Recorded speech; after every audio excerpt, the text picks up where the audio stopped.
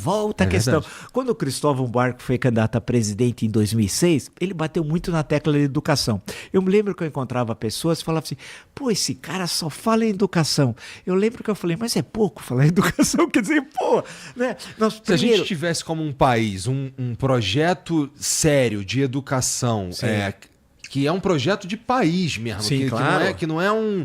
Não tô falando de uma parada que daqui a 4 anos, quando mudar de governo, eu vou repensar. Tu não vai repensar, irmão. Sim. A gente construir isso junto, isso vai acontecer como aconteceram em países por aí, né? Claro. E tem que lembrar que a educação, primeiro, se você pegar, Igor, o número de analfabetos e de aqueles semi-analfabetos, ou seja, que não conseguem, sabe assinar o nome, mas não conseguem ler um texto de 10 linhas e interpretar, você pode, por baixo, são 30, 35 milhões de brasileiros e brasileiras. Pô, não dá. É uma vergonha para nós. Nós precisamos ter vergonha. E nós temos uma obrigação de uma humanitária, e aí de civilidade e de nacionalidade, estamos no mesmo barco, de enfrentar isso. Será que um governo em 4 anos não conseguiria?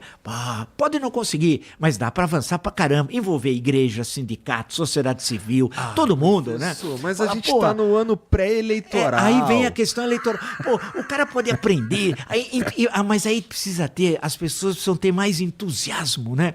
Assim, de andar. Por isso que eu falei de alguns presidentes na história do Brasil. Eu citei o caso do Juscelino Kubitschek, por exemplo, mas é lembrar assim, dessa questão do entusiasmo.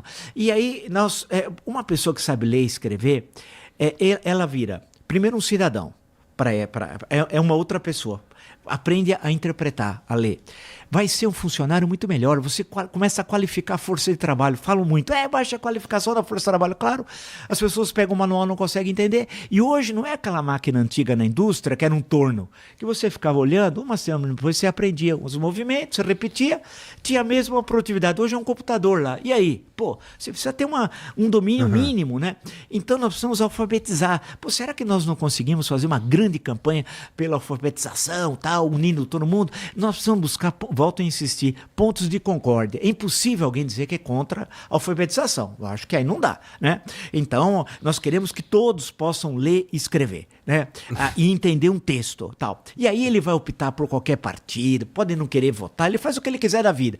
Mas ele passa a ter, ele passa a ser uma outra pessoa. O Roberto da Mata, um grande antropólogo, uma vez me contou que nos anos 60, ele estava na Coreia do Sul, a Coreia do Sul estava iniciando o processo de industrialização. Vivia uma ditadura, inclusive, nessa época. Ele foi num seminário de antropologia lá, tal, pegou um ônibus, foi no interior, não era em Seul. Aí pararam no posto de gasolina, todo mundo desceu. Ele desceu também. Quando ele foi voltar, outros ônibus da mesma cor que o dele estavam parados. E tudo escuta em coreano. Putz, ele falou, e aí, vou entrar em qual? Qual é o meu? Tava tudo em coreano. Ele falou, me senti analfabeto, que é isso, né? Aí ninguém falava inglês naquela época. Ele falou, aí conseguiu achar falou, aquele lá, tal, final. Você imagina o sentimento, a gente precisa se colocar no lugar do outro, isso que é difícil, se colocar no lugar do outro, porque quando vem o Bolsa Família e se fala em alimentação, em termos de refeição, poder almoçar e jantar, os caras falam, passa fome você uma semana para ver o que é, né? Olha teus filhos que não podem comer, que eles não possam ter futuro. Mas a ideia de renda universal, se a gente for pensar em renda universal, é uma ideia originalmente, de direita, não é? Quem foi o cara que escreveu isso pela primeira vez? Olha, vê para mim aí, Vitão, por favor. Renda básica universal, quem foi que propôs pela primeira vez? Quem gosta de falar muito isso é o Eduardo no Brasil, o Eduardo Suplicy. É verdade. E o Eduardo Suplicy ele usa, acho que não, eu estou lembrando de uma grande economista, João Robson, mas tem outros que defendiam muito essa questão da renda básica. E qual é a ideia? Você, ao invés de ter aquele sujeito que não tem o mínimo, porque tem de lembrar que os filhos e ele vão demandar o sistema público de saúde. E vai ter um custo. Se ele não se alimenta adequadamente. Se ele se alimenta, ele vai demandar menos. Quer dizer, para o Estado vai ser uma economia. O pessoal parece que não entende, até deixando a lado humanitária, que é o mais importante. Passando pela questão econômica, ele ao receber aquele recurso, ele vai comprar alimentos. Mas você sente que o brasileiro hoje em dia é mais resistente a essa ideia? Eu acho que a gente está menos resistente, na verdade. Olha, a Bolsa Família foi um grande avanço. Eu fiz algumas críticas, algumas questões no governo Lula, um Bolsa Família, mas não no sentido de em si, mas era a questão de ter a porta porta de entrada e a porta de saída e tal. Era essa a discussão Não na sobre época. ter o benefício ou não. Claro, isso tem que ter. E isso é muito importante, porque eu conheço, por exemplo, Canudos na Bahia, sertão da Bahia. Minha tese de doutorado foi sobre a Guerra de Canudos, inclusive está saindo agora em março. Estava fora do mercado 20 e tantos anos, porque teve várias edições. Aí eu fiz uma edição um pouquinho revista, senão eu escrevi outro livro, senão seria outro. Então, eu fui muito a Canudos. Eu nunca vi cair um pingo d'água lá. Então, lá é o semiárido mesmo, quase a desertificação do entorno. A cidade tem 13 mil habitantes, o conjunto. A cidade mesmo deve ter 9 mil e tal. Aí você vê, 90% recebeu o Bolsa Família. Não tinha emprego, não tinha economia. A chegada do Bolsa Família foi uma revolução, porque ao recebimento daquilo ele ia demandar a compra de produtos. Ia na farmácia, comprava alimentos. Em suma, você passa, a economia começa, e aquela migração, aquele deslocamento populacional desapareceu. Você nota que aqueles retirantes, hoje ninguém mais usa essa expressão, acabou porque ninguém mais se desloca daquelas formas como nós vimos no passado no Brasil. Os milhões que vieram para São Paulo. Porque no local de origem ele consegue sobreviver, ou no máximo ele se desloca para uma cidade vizinha, no seu próprio estado.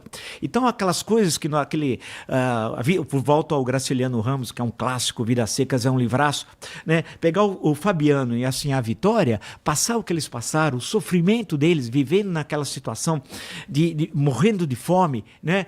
Isso nós não temos mais. Esse é o avanço dos programas sociais, por isso que eles são muito importantes. E é uma noção de que nós temos de pensar que somos uma nacionalidade, temos um destino comum, podemos ter 1000 divergências. É isso que muitas vezes nós não entendemos e temos uma visão muito pequena nossa, e nós somos muito maior do que imaginamos ser, né? Sem dar o de ufanismo. Por exemplo, alguns não entendem a relação nossa com os Estados Unidos. Os Estados Unidos nunca quis que nós nos desenvolvêssemos. Porque nós éramos e somos um perigo para os Estados Unidos. Alguém vai falar assim, pô, você é louco, doido? Não.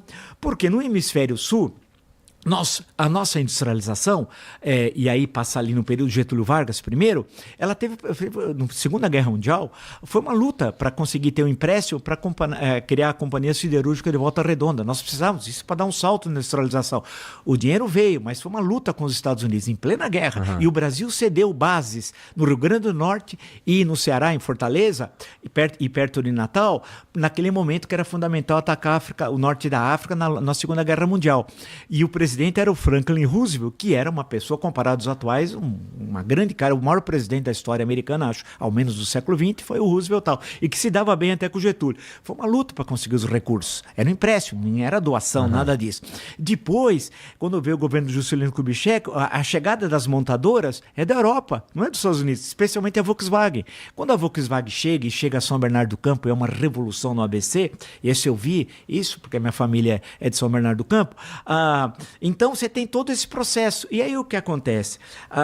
Para os Estados Unidos, o seu interesse é o controle do continente americano e ter uma presença no mundo dominante, como agora, nós estamos vendo, não é só agora com o Trump, mas com os presidentes anteriores, independentes são democratas ou republicanos.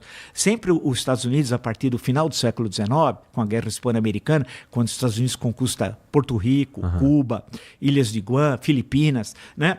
Até hoje Porto Rico está com os Estados Unidos. É um absurdo, porque o Porto Rico não é Estado entre os 50, mas não é colônia. Então é um Estado associado. Pô, uma coisa sui generis, cara. Ou você é ou você não é, né? Então, e ocupou Cuba, invadiu a Nicarágua, etc. República Dominicana, bem, e por aí vai. Teve intervenção nos golpes militares na América Latina. No Brasil, teve meio que com Lincoln Gordon indireta, não tanto como no Chile. E no Chile foi muito claro, na Argentina, etc. Então, há contradições, porque os Estados Unidos têm os seus interesses nacionais, que não são os mesmos que o nosso, que são os diferentes da Europa também com os Estados Unidos. Né? A gente precisa entender e esse é a regra do jogo. Cada um defende o seu e ter boas relações com todos.